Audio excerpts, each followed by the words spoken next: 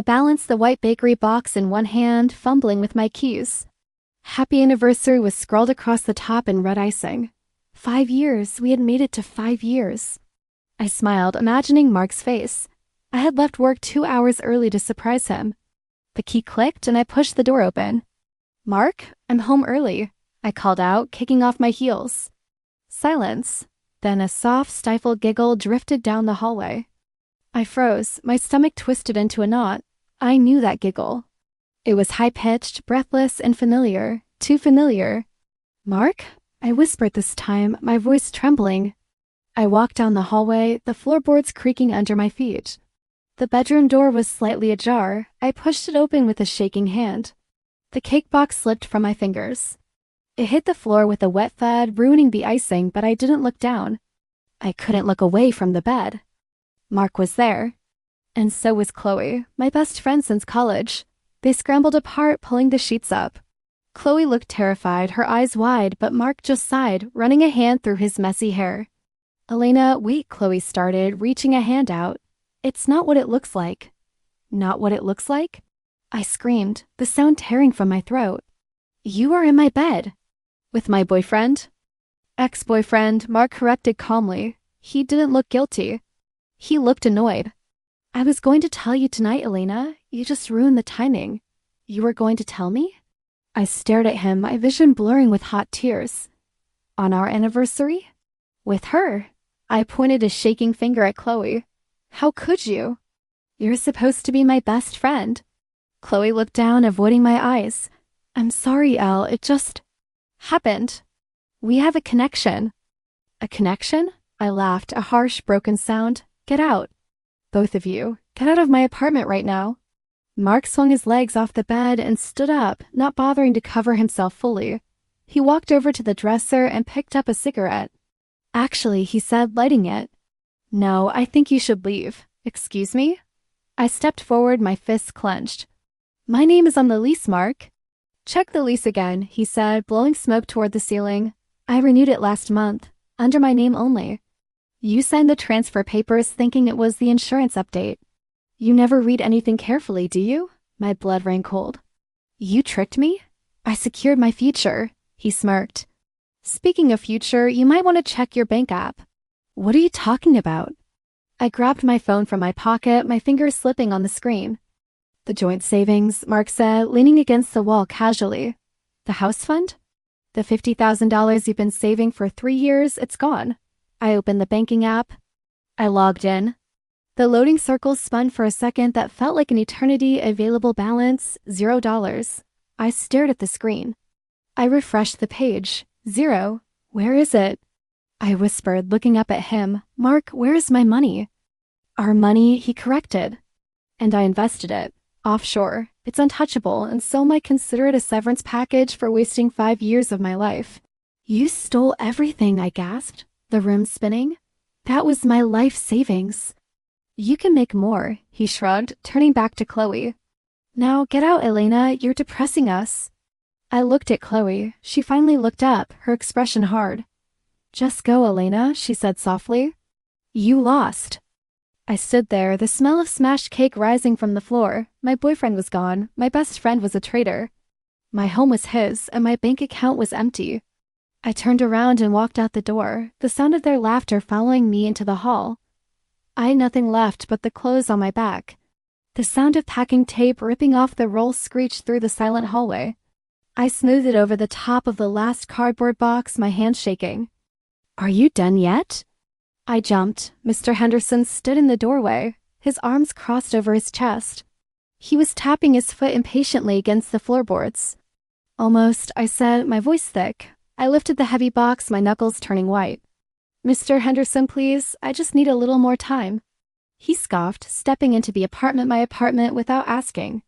"Time isn't currency, Elena, rent is." "And you don't have it." "I've lived here for 5 years, I pleaded, setting the box down on the stack near the door. "I have never missed a payment." "Not once, I'm good for it." Mark was good for it, he corrected sharply. His name was on the checks. And since he terminated the lease and paid the penalty fee, this unit is back on the market. I have a new tenant coming to view it in an hour. He stole my money. I cried out, the injustice burning in my chest.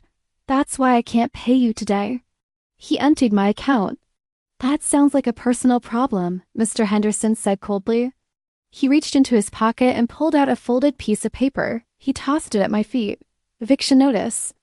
You're trespassing as of noon today. I stared at the paper. But I have nowhere to go. Not my business, he said, pointing to the door. Keys now. I fumbled in my purse, pulling out the silver key that had felt like home for so long. I dropped it into his calloused palm. He didn't even say goodbye. He just slammed the door in my face. I dragged my boxes down the stairs, one by one, loading them into my hatchback. It started to rain, a cold drizzle that soaked my hair, but I didn't care. I sat in the driver's seat, staring at the steering wheel. Mom. I grabbed my phone. I needed help. I dialed her number, listening to the ring. Hello? Ellie? Her voice sounded exhausted. Hey, Mom, I choked out, trying to steady my breath. Is everything okay, honey? She asked. I can't talk long. Your dad just got the bill for his dialysis treatments. It's a lot more than we thought. We're trying to figure out which credit card to use. My heart sank into my stomach. Ellie? Nothing, I lied, biting my lip to stop the sob. I just wanted to say hi. I'll call you back later. Okay, love you. Love you too. I ended the call and tossed the phone onto the passenger seat. I couldn't do it. I couldn't be another burden. I drove to a quiet side street and parked. The streetlights flickered overhead. I climbed into the back seat, curling up next to a box of winter coats. It was freezing. I cried then. I cried until my throat was raw, until my eyes burned so badly I couldn't open them. Why? I whispered into the darkness. What did I do to deserve this?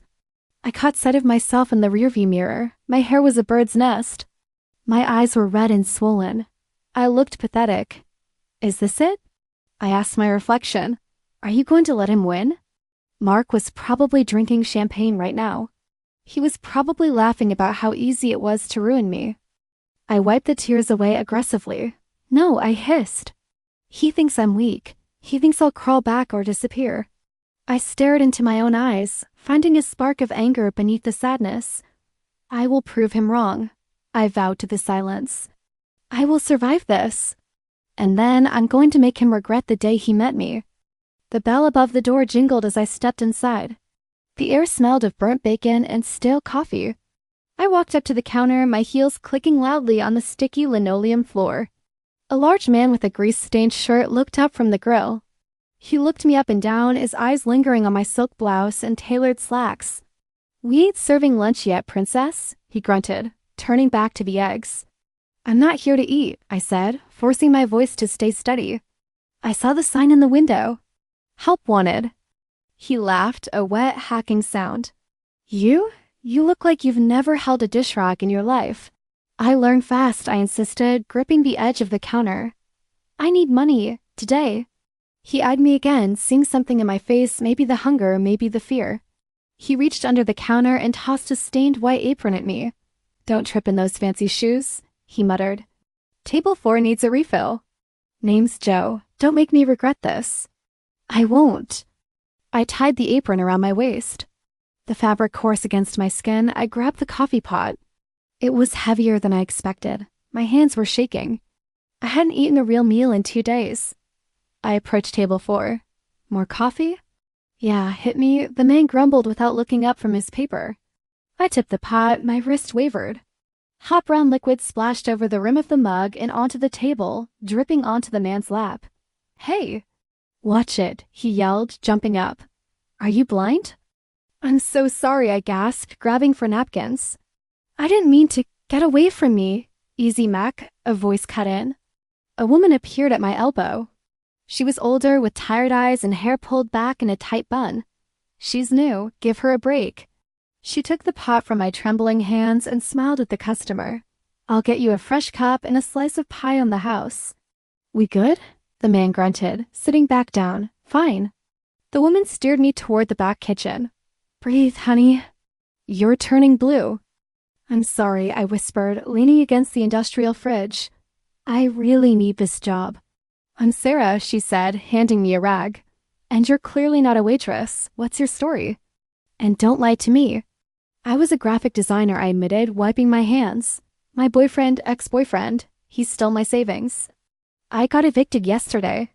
Sarah shook her head, lighting a cigarette she pulled from her pocket. Let me guess. He's living it up and you're sleeping in your car? I froze.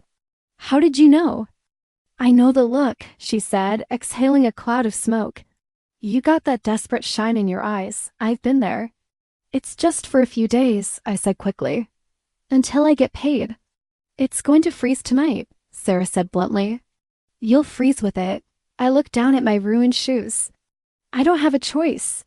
My roommate moved out last week, she said, tapping ash into a sink. I have a lumpy couch. It smells like cat, but it's warm. You help me with the rent when you get your tips, and you can crash there. I looked up at her, stunned. You don't even know me. I know you stood up to Joe, she shrugged. And I know you didn't cry when that guy yelled at you. That's enough. Thank you, I choked out. Thank you so much. Don't thank me yet, she said, stamping out the cigarette. Grab a bucket. The bathroom needs scrubbing. On it, I said. I grabbed the bucket and marched toward the bathroom. For the first time in 3 days, the panic in my chest loosened. I was scrubbing toilets in a designer blouse, but I wasn't dead. I was fighting back. Refill on the dark roast? I asked, my voice flat. The man in the gray suit didn't even look up. He just tapped the side of his ceramic mug. Keep it coming. And bring more sugar. Yes, sir? My feet were throbbing. It had been 2 weeks since I started at Joe's Eats, and I still wasn't used to the 12-hour shifts. The smell of grease seemed permanently stuck in my hair. I moved to the next customer at the table. There were 4 of them, huddled around a large corner booth. They were out of place here, expensive suits, manicured hands, and an air of impatience that clashed with the slow-moving diner atmosphere. In the center sat a man who looked like he owned the city.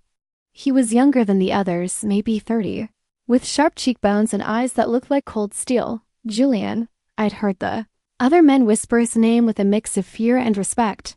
This layout is a disaster, Julian snapped, shoving a tablet across the laminated table. It slid dangerously close to the edge. Sir, the design team has been working on it for a week, one of the assistants stammered, adjusting his glasses. They felt the orange really popped. It pops like a cheap balloon, Julian countered, his voice low and dangerous. Does this look like a premium cybersecurity interface to you? It looks like a fast food menu. I poured coffee into the assistant's cup, trying to be invisible. But as I leaned over, I glanced at the screen. I couldn't help it. My breath hitched. It was worse than he said. It was amateur. The kerning is uneven too, I muttered under my breath. The table went silent. I froze, the coffee pot hovering in midair. I hadn't meant to say that out loud. Julian turned his head slowly. He looked at my stained apron, then up to my face. Excuse me? She's just the waitress, Mr. Thorne, the assistant said quickly, waving a hand at me. Go away, we're busy. No, Julian said, holding up a hand. He didn't look away from me. You said the kerning is uneven. What do you know about kerning? My heart hammered against my ribs. I could walk away. I should walk away. But the designer in me was offended by that screen. I used to be a graphic designer, I said, gripping the coffee pot handle tighter. And the kerning on the header is too loose. Plus you're using a warm orange for a security firm. It subconsciously signals danger or cheapness. You need stability. A deep slate blue or a forest green. The assistant scoffed. Please, we paid a firm thousands for this. Then you got ripped off, I said, the words tumbling out before I could stop them. Julian narrowed his eyes. He picked up the tablet and held it out to me. Fix it? Sir, we have a board meeting in. Quiet, Julian commanded. He looked at me. You have 5 minutes. Impress me. I set the coffee pot down on an empty chair. I wiped my hands on my apron, hoping they weren't too shaky. I took the tablet. It felt heavy in my hands, familiar and grounding. I tapped the screen, opening the editing layers. It was standard software. I took a deep breath and the diner noise faded away. I worked fast. I stripped the garish orange gradient and replaced it with a sleek matte navy. I tightened the spacing between the letters of the logo, giving it a solid, impenetrable look. I adjusted the contrast so the text was actually readable. 3 minutes, Julian noted, checking his watch. Done, I said, spinning the tablet back around to face him. The assistant leaned in, ready to criticize. His mouth opened, then closed. He blinked. That's actually much better. Julian stared at the screen. He swiped through the mock-up, zooming in on the logo. He didn't smile, he didn't nod. He just stared. You understand visual hierarchy, he stated, finally looking up. It's design 101, I replied, crossing my arms. What is your name, Elena? He reached into his breast pocket and pulled out a sleek black card with gold lettering. He slid it across the table right next to the sugar dispenser. My current design lead lacks vision, Julian said, standing up and buttoning his suit jacket. Come to this address tomorrow morning, 9 sharp. Ask for Mrs. Gable. Is this an interview? I asked, stunned. No, he said, turning to walk out. It's a trial by fire, don't be late. He left, his entourage scrambling to follow him, leaving a $100 bill on the table for the coffee. I stared at the card. Apex Innovations. Julian Thorne, CEO. Sarah rushed over, staring at the money. Did you just rob him? I picked up the card, a smile spreading across my face for the first time in weeks. No, I whispered. I just pitched him. I stood on the sidewalk, craning my neck to look up. The Apex Innovations building was a monolith of steel and glass, reflecting the morning sun. It looked expensive. It looked intimidating. I looked down at myself. My blazer was a thrift store find, $3 on the clearance rack. The sleeves were slightly too short, and it smelled faintly of mothballs. You can do this, I whispered to my reflection in the revolving door. You have to do this. I walked into the lobby. It was silent and cold, the air conditioning blasting. I approached the sleek marble reception desk. Name? The receptionist didn't even look up from her phone. She had perfect nails and a bored expression. Elena, I said, trying to project confidence. I'm here to see Julian Thorne. She finally looked up. Her eyes raked over my outfit, lingering on the scuffed toes of my shoes. A small, cruel smile touched her lips. Mr. Thorne doesn't see walk-ins, she said dismissively. Especially not solicitors. I'm not a solicitor, I said, my cheeks heating up. He told me to come. Ask for Mrs. Gable. Mrs. Gable is the executive assistant. She doesn't have time for. I'll take it from here, Jessica. A sharp voice cut through the air. A woman stepped out from the elevators. She was in her 60s, wearing a severe gray suit and glasses on a chain. She looked like she ate nails for breakfast. Mrs. Gable? I asked. You're the diner girl, she stated, not asking. She checked her watch. You're 30 seconds late. Follow me. I scrambled to catch up as she marched back to the elevators. I'm sorry, the bus was. I don't care about excuses, she said, pressing the button for the top floor. Mr. Thorne sees potential in you. Do not make him look foolish. I have worked for him for 10 years. I guard his time like a dragon guards gold. Don't waste it. I won't, I promised. The elevator doors opened into a sprawling open-plan office. It was buzzing with energy. Mrs. Gable led me to a glass-wall conference room. Julian was there, standing at the head of the table. 3 other people were already seated. You made it, Julian said, his face unreadable. Sit down. I took the last empty chair. This isn't a job offer, Julian announced, pacing the room. This is a tryout. I need a new junior design lead. There are 4 of you. Only one of you will be here next month. The girl next to me scoffed. She had sleek blonde hair and wore a suit that probably cost more than my car. This was Vicky. Seriously, Julian? Vicky laughed, gesturing at me with her pen. You brought in a stray? Look at her clothes. Does she even have a degree, or did you find her on the street? My face burned, but I kept my chin up. I have a degree, I said calmly. And I have eyes. Your color palette for the fall campaign is derivative. It looks like a copy of the TechCorp launch from 2018. The room went silent. Vicky's smile vanished. It's homage, she snapped. It's lazy, I countered. Julian stopped pacing. He looked at Vicky, then at me. A flicker of amusement crossed his eyes. Enough, he said. Your first assignment is on the server. Deadline is 8 a.m. tomorrow. Impress me. He walked out. Vicky leaned in close to me, her voice dropping to a whisper. You might have a sharp-tongued charity case, but you don't belong here. Go back to the gutter before I embarrass you. I'm not going anywhere, I said. The others packed up and left at 5 p.m. I stayed. By 10 p.m., the office was dark except for the glow of my monitor. My stomach growled, reminding me I hadn't eaten since yesterday. I ignored it. I closed my eyes for a second, and Mark's face popped into my mind. I saw his smirk as he told me he was bored. I heard his laughter as he told me I was penniless. He thinks I'm nothing, I thought, gripping the mouse until my hand cramped. He thinks I'm just a stepping stone he used and discarded. I opened my eyes, staring at the design on the screen. It was good. But it needed to be better. It needed to be undeniable. I am not a victim, I said to the empty room. I am the architect of my own life. I typed faster. I wasn't doing this for the prestige. I wasn't doing it for Julian's approval.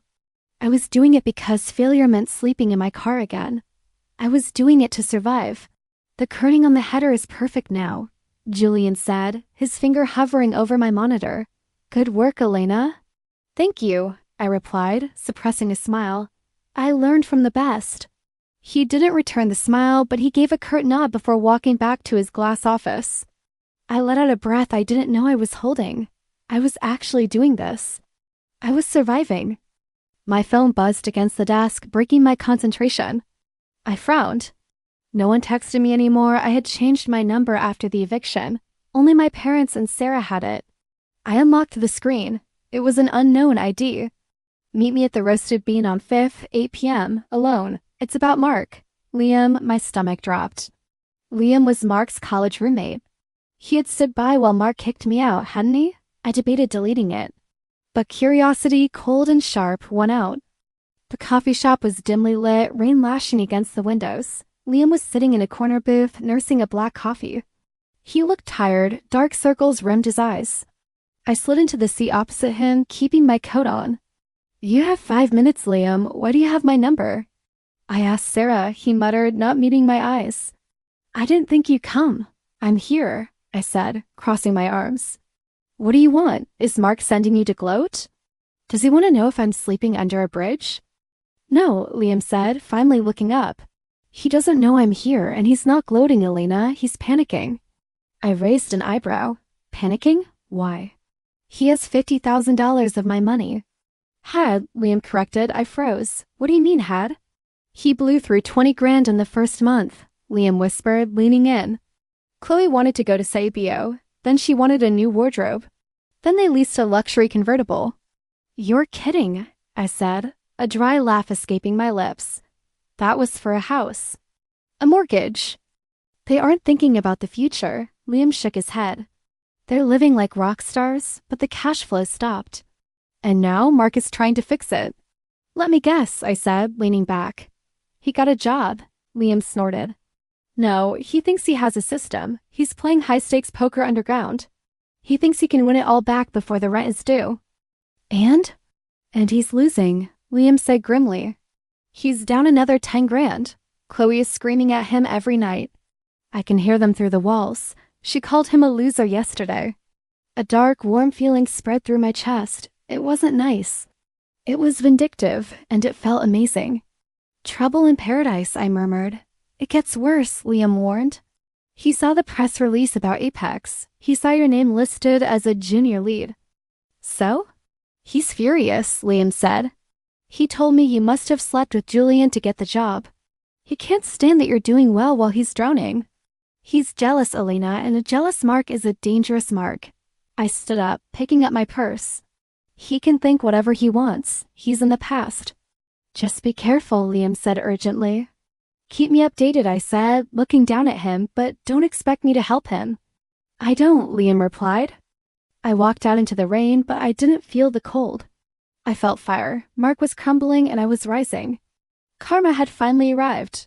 Final save complete, I whispered, watching the loading bar hit 100%. I leaned back in my ergonomic chair, stretching my arms until my shoulders popped. The office was nearly silent, save for the hum of the servers and the distant city traffic. It was 8 p.m. The presentation was at 9 a.m. sharp. You're still here? I spun around. Vicky was leaning against the break room doorframe, her purse slung over her shoulder. She was smiling, but it didn't reach her eyes. Just finishing the rendering, I said, turning back to my screen. I want it to be perfect. Right, perfect, she scoffed. Well, don't stay late. You look exhausted. It would be a shame if you looked like a zombie in front of the board. I'll be fine, Vicky. Good night. Good night, Elena. I waited until I heard the elevator ding. My throat felt like sandpaper. I needed water. I stood up, leaving my laptop, opened my files safe and ready, and walked to the kitchenette. I filled my bottle, taking a long drink. It took maybe 3 minutes. 5 at the most. When I walked back to my desk, the screen was black. That's weird, I muttered, wiggling the mouse. The screen flickered on. But instead of my sleek 3D branding campaign, a jagged error box sat in the center of the desktop. Error. File corrupted. Source not found. My heart stopped. I clicked cancel. I clicked restore. Nothing. The folder was empty. The backup drive I had plugged in? Wiped. No, I gasped, my fingers flying across the keyboard. No. Problem? I whipped around. Vicky hadn't left. She was standing by the elevators, twirling her ID badge. That smirk was back, sharper than before. What did you do? I demanded, standing up. My files are gone. Tech issues are the worst, she said innocently, pressing the down button. I guess you should have backed it up to the cloud. Rookie mistake. I did back it up. You deleted it. Prove it, she whispered, stepping into the opening elevator. See you at the presentation, or maybe I won't. The door slid shut. I sank into my chair, panic, cold and suffocating, wrapped around my throat. It was gone. 2 weeks of work. The job. The salary. The apartment I wanted to rent. Mark was going to win. Vicky was going to win. No, I said, my voice shaking. I am not doing this again. I am not the victim. I looked at the black screen. I couldn't code it back. But I was an artist before I was a digital designer. I ran to the supply closet. I grabbed foam boards, markers, charcoal, and paint. I threw them onto the floor of the conference room. If I can't show them the tech, I muttered, uncapping a thick black marker, I'll show them the soul. I worked like a woman possessed. I didn't look at the clock. I drew the logos by hand. I sketched the user interface on massive boards. I shaded, I colored, I wrote. My hands were covered in ink. My back ached. But I didn't stop. The sun began to bleed through the blinds. I put the cap on the last marker and collapsed onto the carpet, curling up beside my boards. Elena? I jerked awake. Julian stood over me. He wasn't wearing his jacket yet. He looked down at the chaotic spread of drawings surrounding me. Mr. Thorne, I croaked, scrambling up. I had a technical failure. He didn't speak. He crouched down, picking up a board where I had hand-drawn the logo in charcoal. He ran a thumb over the paper. You did this last night? He asked, his voice quiet. My files were corrupted, I said, standing tall despite my messy hair. I didn't want to make excuses. I wanted to make the deadline. Julian looked up at me. The cold steel in his eyes melted, just for a second, replaced by something warm, respect. Go wash the ink off your face, Elena, he said softly. We have a meeting to win. The laser pointer danced across the projection screen, highlighting a sleek metallic logo. As you can see, Vicky said, her voice smooth and practiced. The vectors are mathematically perfect. I used the corporate blue you requested, Julian. It's clean, it's efficient, it's safe. She clicked the remote, shutting off the projector. The room remained dark for a moment before the lights flickered on. The board members nodded politely. It is very professional, one of the executives noted. It's standard, Julian said, leaning back in his chair. He tapped a pen against the table. It looks like every other tech company in the valley. It lacks a pulse. Vicky's smile faltered. Well, professionalism is what we sell, isn't it? We sell innovation, Julian corrected. He turned his gaze to me. Elena, you're up. Connect your laptop. I stood up, my hands trembling slightly as I picked up the stack of foam boards. I don't have a laptop, sir, I said, my voice ringing clear in the silent room. I had technical difficulties last night. My files were corrupted. Vicky let out a loud, exaggerated sigh. Unbelievable. You came to $1 million pitch without a presentation. I brought something better, I said. I walked to the front of the room and set the first board on the easel. It was the charcoal sketch of a logo, a bold, sweeping design that looked like a shield and a wing combined. It was messy, smudged, and alive. Technology is cold, I began, looking at the board members. We stare at screens all day. We crave connection. Vicky's design is safe. But this is human. I flipped to the next board, showing the user interface drawn in vibrant marker colors. I drew this by hand because I wanted to feel the lines, I continued, gaining confidence. Our clients need to feel protected, not processed. This brand isn't about code, it's about trust, I finished, breathless. The room was dead silent. I looked at Julian. His face was unreadable. It's primitive, Vicky sneered, breaking the silence. It's finger painting. It's art, Julian said softly. He stood up. And it's exactly what I wanted. You can't be serious, Vicky stood up, flushed with anger. She lost her files. She's incompetent. Did she lose them? Julian asked, his voice turning icy. Or were they taken? Vicky froze. I don't know what you mean. We are a security company, Vicky, Julian said, walking toward her. Do you really think we don't have cameras in our own office? I watched the footage this morning, 8:05 p.m. You accessed her terminal. You wiped the drive. The executives gasped. Vicky went pale. I was just checking her work. She stammered. You were sabotaging it, Julian snapped. Get out. You're fired. Security is waiting in the lobby to escort you. Vicky grabbed her bag, glaring at me with pure hatred, and stormed out. Julian turned to me, a rare smile breaking his stoic expression. Elena, that was brilliant. You didn't make excuses. You made a solution. Thank you, sir. The job is yours, he said, extending a hand. Lead creative director. Starting salary is $150,000 a year, plus benefits. My knees nearly buckled. 150? Welcome to the team, he said. I shook his hand, dazed. As soon as the meeting adjourned, I ran into the hallway and dialed Sarah. Hello? Sarah, I screamed, tears streaming down my face. I got it. I got the job. No way. She yelled back. Pack your bags, I laughed, wiping my eyes. We're moving to the skyline. The camera flashes were blinding, but for the first time in my life, I didn't want to hide from them. I wanted them to see me. You're clutching my arm a little tight, Julian whispered, leaning down to my ear. Nervous? No, I smiled, relaxing my grip on his tuxedo jacket. I'm just enjoying the view from the top.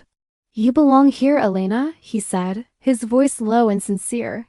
I smoothed the fabric of my emerald silk gown. It cost more than my first car. I took a sip of champagne, looking out over the ballroom. The industry gala was the event of the season, filled with tech giants and investors. And I was standing right in the center of it, not as a waitress, but as a lead creative director. Elena? The voice came from behind me. It was scratchy and desperate. I froze. The champagne flute tilted in my hand. I turned around slowly. Mark was standing there. But he wasn't the polished, arrogant man who had thrown me out months ago. His suit was wrinkled and ill-fitting. His hair was messy and there were dark bags under his eyes. He looked like a man who hadn't slept in days. Mark? I asked, my voice cool. He stared at me, his eyes widening as they took in my dress, my diamond earrings, and the confident set of my shoulders. He licked his dry lips. I saw you walk in, he said, stepping closer. He reached out and grabbed my bare arm. His hand felt clammy. You look incredible, Elle. Don't touch me, I said, pulling my arm back sharply. How did you even get in here? I slipped past security, he muttered, glancing around nervously. I needed to see you. I've been calling your old number, but it's disconnected. Because I disconnected you, I stated. Look, I know you're mad, he said, putting on a shaky smile. It was a ghost of the charm you used to have. But I made a mistake, Al, a huge mistake. Chloe, she's crazy. She's not you. You realize that after you spent my $50,000? I asked, raising an eyebrow. I was confused. He pleaded, stepping into my personal space. I was going through a phase. But seeing you now, I realized we were a team. We built a life together. You can't just throw 5 years away. He looked at my expensive clutch purse. I saw the greed in his eyes. He didn't want me. He wanted a lifeboat. I miss us, he whispered, trying to sound seductive. I'm broke, Al. Chloe drained me. But if we got back together, you could help me get back on my feet. We could share all this. He gestured vaguely at the ballroom, at my success. A sound bubbled up in my throat. I tried to stop it, but I couldn't. I laughed. It wasn't a bitter laugh. It wasn't angry. It was the laugh of someone seeing a bad joke for the first time. You think I'm going to pay for you? I laughed, shaking my head. Mark, you are delusional. Don't be a bitch, he snapped, his face twisting into ugliness. You owe me. I made you tough. Is there a problem here? Julian stepped forward. He didn't shout. He didn't have to. He just stood there, tall and immaculate, radiating power. He placed a hand on the small of my back. Mark shrank back, looking between me and Julian. The difference between the two men was laughable. One was a king. The other was a jester who had lost his audience. We were just talking, Mark stammered, backing away. She's my ex. She's my partner, Julian corrected coldly. And you are trespassing. Security is on their way. Oh, please, Mark begged, looking at me one last time. I have nowhere to go tonight. Just a few $100 for old time's sake. I looked at him. I looked at the man I had cried over in a cold car. I felt nothing. No hate, no love, just indifference. I don't know you, I said softly, locking eyes with him. The Elena you knew is dead. She died in that parking lot. Get out of my way. Mark opened his mouth to argue, but two large security guards appeared behind him. As they dragged him away, kicking and shouting my name, I turned back to Julian. Shall we dance? I asked. Julian smiled. I thought you'd never ask. My phone buzzed against the mahogany desk. I ignored it, focusing on the layout for the new ad campaign, but it buzzed again and again. I sighed, picking it up.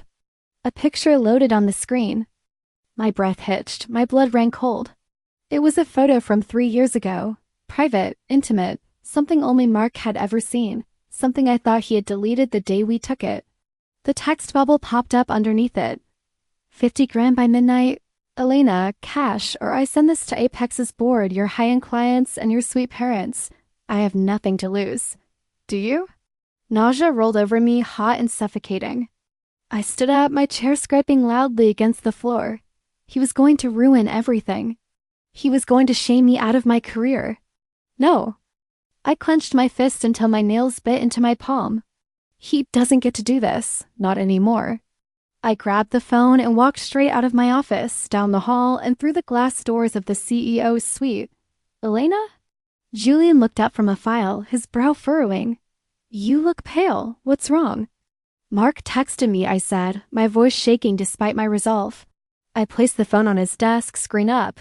He's blackmailing me. Julian looked at the screen. He didn't flinch.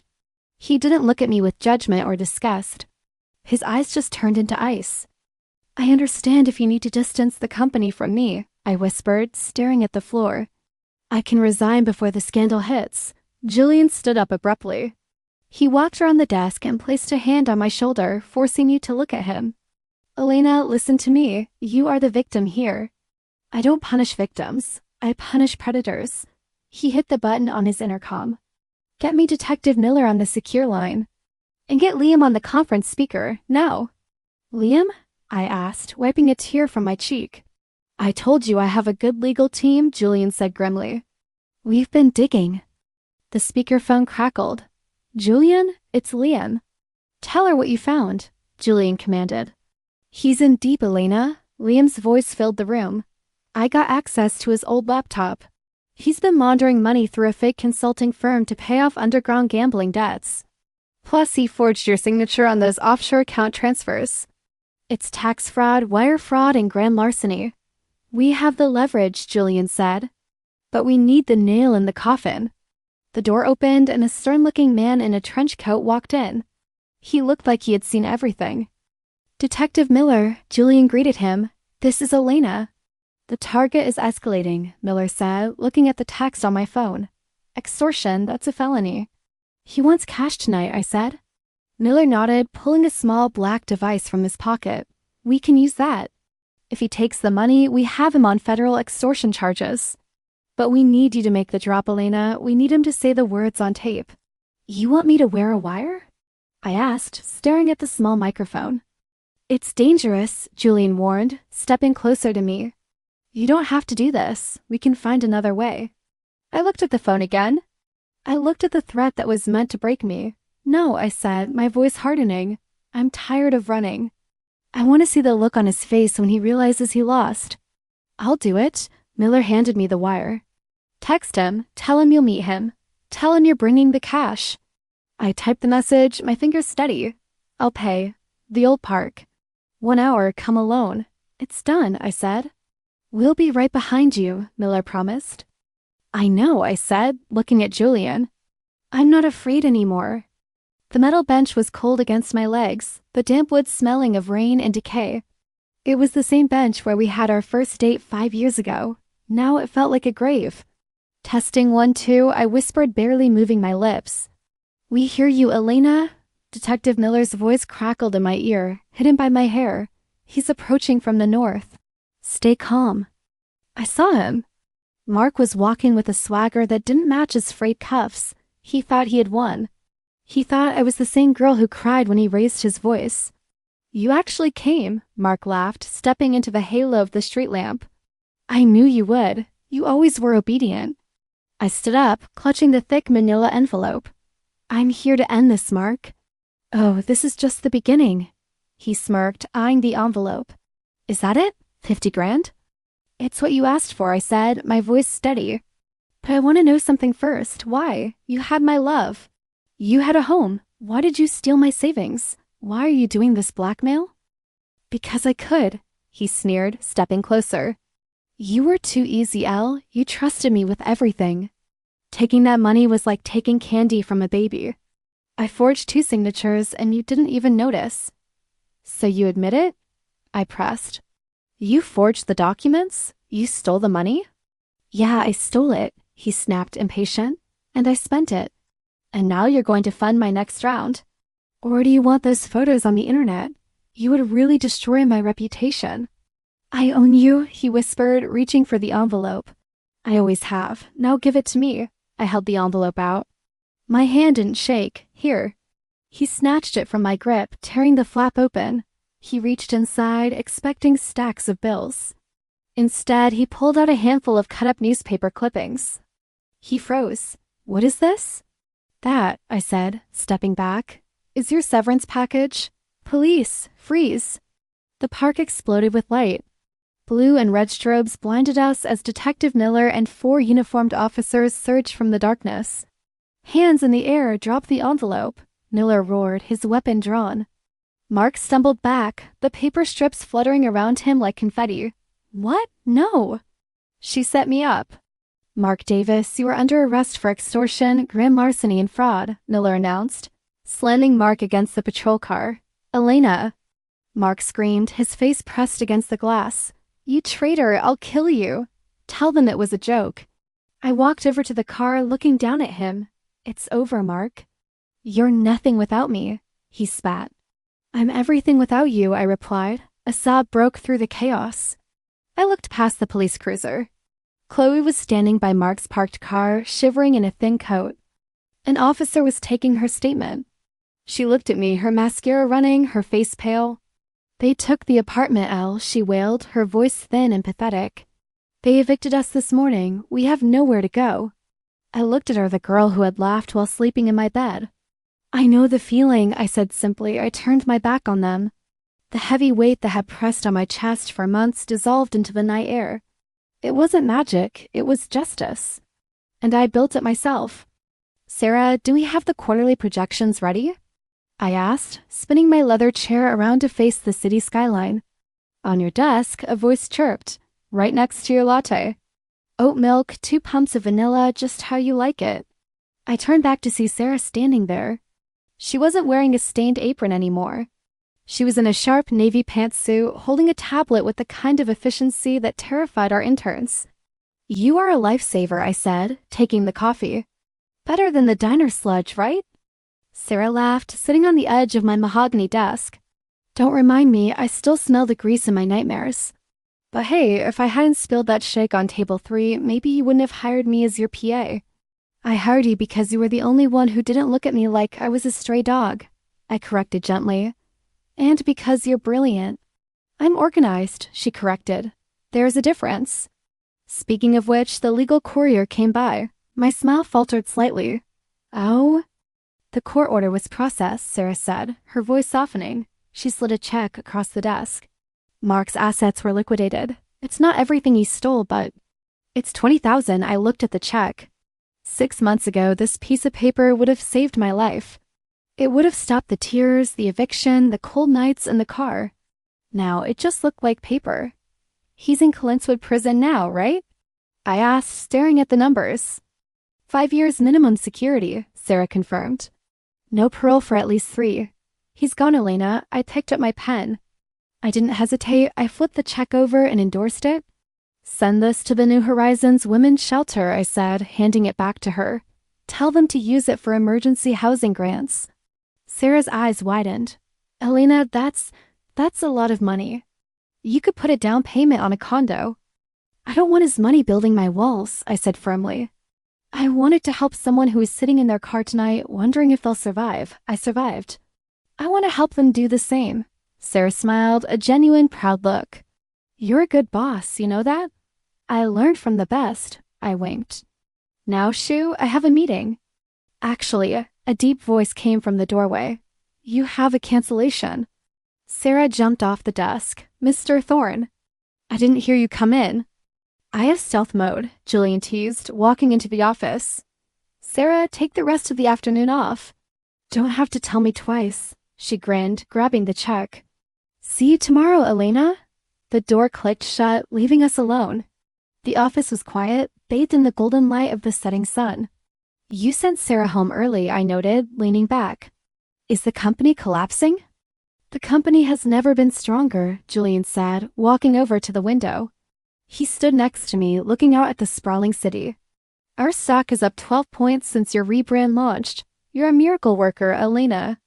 I just gave the brand a pulse, I shrugged. You built the body. He turned to face me. The professional mask he usually wore was gone. His eyes were warm. I don't want to talk about stocks, he said quietly. I want to talk about dinner.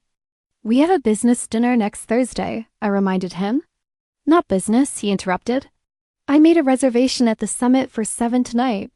Just us, no tablets, no portfolios, no talk of quarterly earnings. My heart did a traitorous little flip. Are you asking me out on a date, Julian? I am, he said, reaching out to tuck a strand of hair behind my ear. His fingers lingered for a second, sending a jolt of electricity through me. I waited 6 months because I wanted you to feel secure in your job first. I wanted you to know you earned this position on your talent alone, but I can't wait anymore. I looked at him. I looked for the fear I used to feel with men, the fear of being controlled, of being tricked. It wasn't there. I'd love to, I whispered. Good, he smiled. I'll pick you up downstairs. He left the room and I turned back to the window. The sun was dipping below the horizon, setting the sky on fire. I caught my reflection in the glass. The woman staring back wasn't the girl with the messy hair and the swollen eyes. She was strong, she was successful, she was whole. I was heartbroken, I whispered to the reflection. And I was broke. I touched the cool glass, feeling the city hum beneath my hands. But the fire that burned my life down was the same fire that forged the new me. I grabbed my purse and walked toward the door. I am finally free.